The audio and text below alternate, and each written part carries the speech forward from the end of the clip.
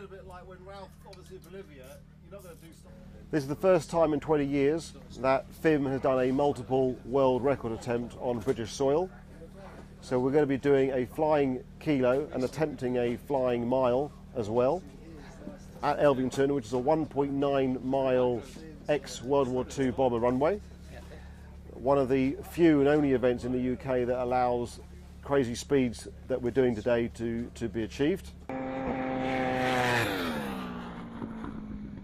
The record at the moment is 217 for the flying kilometre and the flying mile. So anything north of that will have a new record, a new world record.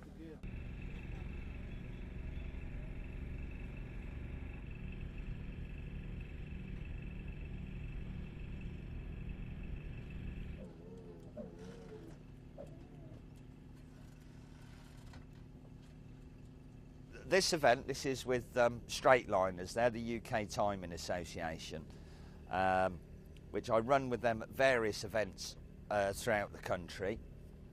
An amazing team of people, and the people that come here also, they're predominantly motorbikes to set their speed records. But with the people, what I like so much, it's all about them beating their personal best.